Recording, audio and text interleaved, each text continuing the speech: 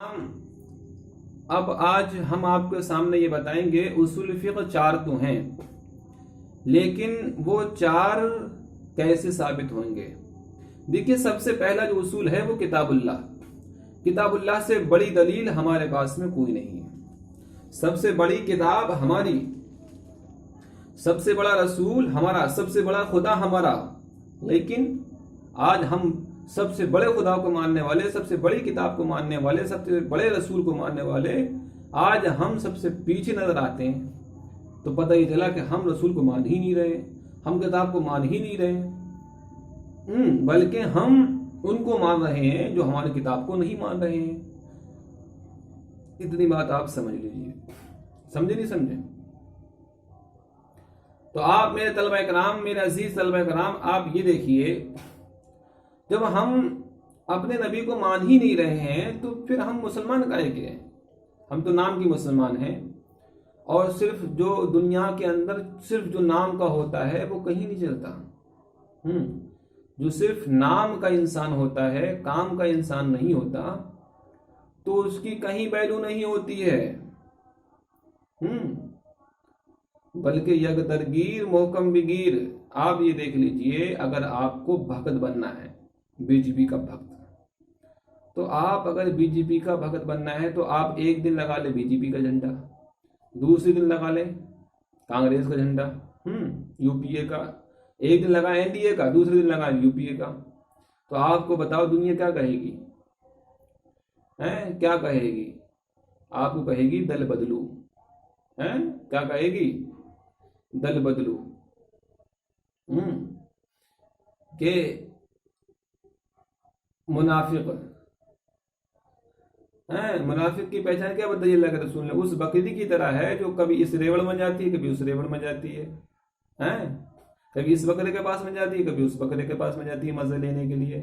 ऐसी कुछ औरतें होती हैं, वो एक एक समय में 4-4, 5-5 मर्दों को चलाती हैं। इसी तरीके से हमारे मुसलमान, बहुत सारे जो शहरी मुसलमान हैं, ये सब क्या हैं? ये भी सोचते हैं कि हमको इस्लाम भी मिल जाए, और फिर ये भी सोचते हैं कि हमको मगरबी तहजीब भी मिल जाए। हालांकि मगरबी तहजीब ये दुश्मन है। आप सबसे पहले जब उठेंगे तो आपको आपके वालिदैन, ये शहरों में रहने वाले, क्या सिखाते हैं? Good morning. तो ये गुड मॉर्निंग क्या है? गुड मॉर्निंग मतलब ये है कि तुम सबसे पहले सुबह को उठो, उठने के बाद में अंग्रेज की बच्चा होने का, अंग्रेज की गुलामी का पट्टा अपने गर्दन में डालने का सबूत दो, और जब तुम घर से जाओ निकल के तो टाटा बाबा करो। मतलब ये है कि अपने जिंदगी को ढालो। तो किस तरीके पे? नबी की सुन्नत के मुताबिक नहीं, बल्कि अंग्रेज की। क्योंकि कहते हैं, देखो ये कौम जो है मुसलमान हैं, बहुत सारे जो शहरी होते हैं, जो मालदार होते हैं, तो उसी के पीछे भागते हैं, जिसकी क्या है, जैसा देश वैसा भेष। अब आज पूरी दुनिया के अंदर किसका डंगा बज रहा है? यूरोप के लोगों का। जब यूरोप के लोगों का बज रहा है, तो अब हमारे हिंदुस्तान में रहने वाले ये शहरी मुसलमान, इन्होंने सबने क्या करा? उन्हीं के पीछे भागना शुरू कर दिया, और उन्हीं के तरीके पर अपने बेटियों को पढ़ाना शुरू कर दिया। हालांकि इनको ये पता नहीं है कि आज उनका सिक्का बज रहा है, कल को मुसलमानों के भी आना है।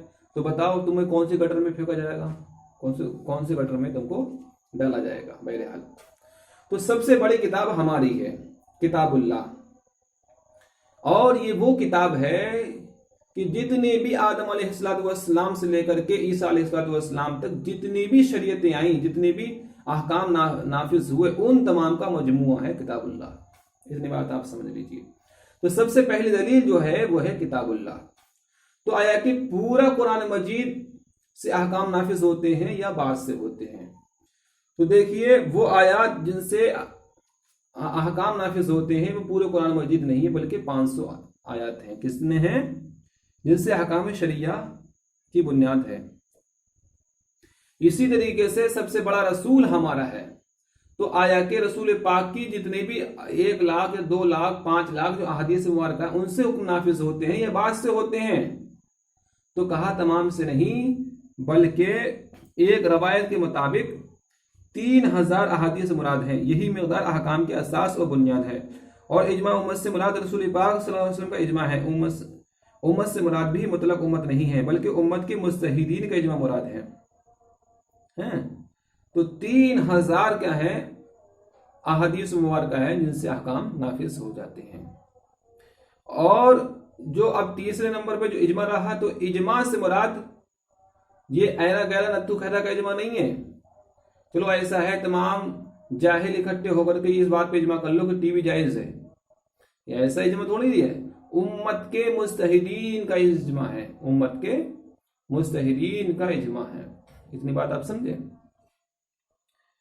यानी इस उम्मत की इज्जत व शराफत की वजह से सिर्फ इस उम्मत का इजमा मोतबर है, साबिका उम्मतों में से किसी उम्मत का इजमा का एतबार नहीं किया गया। देखिए आज हमको ये फजीलत भी मिली, जो पिछली नबियों की उम्मतें थी, अगर उनको उलमा बैठ करके किसी बात पर मुत्तफिक भी हो जाते तो वो काबिल कबूल नहीं है। लेकिन क्योंकि हमारे नबी के जो उम्मती हैं उनको कितना बड़ा मकाम है, कितना बड़ा मकाम है। एक फर्जी हदीस सुनाऊं, अल उलमाउ वरसतुल अंबिया, ये तो हदीस पाक है, लेकिन उलमा जो हैं वो बनी इसराइल के वारिस हैं, बनी इसराइल के वारिस हैं, बनी इसराइल के नबियों के क्या हैं, वारिस हैं। यानी बनी इसराइल में सबसे ज्यादा नबी आए। तो अब बनी इसराइल में सबसे ज्यादा जब नबी आए हैं तो जो मर्तबा बनी इसराइल के नबियों का था वही मर्तबा हमारे नबी के जो उम्मत में जो उलमा है उनका है। लेकिन ये हदीस के बारे में ये कहा गया है कि इसमें जो इसकी जो रावी हैं वो ज़ईफ है। मेरे हाल आप ये समझ लीजिए मेरे तलबा इकराम कि यहाँ पर हमारी उम्मत के, हमारे नबी के जो उम्मत के जो उलमा हैं उनको ये हक हासिल है कि अगर वो किसी बात पर बैठ करके इजमा कर लें तो वो इजमा काबिल कबूल हो जाता है। किसी ने अल्लाह पाक किसी की जहन में इल्हाम के जरिए सच्ची बात डाल देता है, क्योंकि अल्लाह पाक अपने महबूब जनाब मोहम्मद रसूलुल्लाह सल्लल्लाहु अलैहि वसल्लम की उम्मत से सबसे ज्यादा प्यार फरमाता है।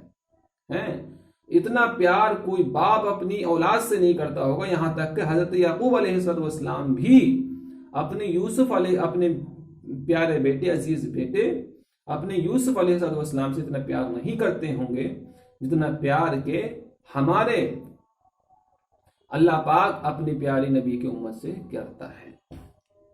ठीक है, अब ये हमने 3 चीजें आपको बता दी कि किताबुल्लाह से पूरा कुरान मजीद मुराद नहीं, बल्कि 500 आयात, और हदीस मुबारका से जो हुज्जत बनेगी वो पूरी आज 1 लाख 2 लाख हदीस मुराद नहीं है, बल्कि सिर्फ 3000 हदीस मुबारका। और इसी तरीके से इजमा से मुराद इस उम्मत के मुज्तहिदीन का इजमा है। अब रहा चौथा, तो कयास से कौन सा कयास मुराद है। देखिए कयास जो होता है वो कई तरीके का होता है, कई क्वालिटी होती हैं।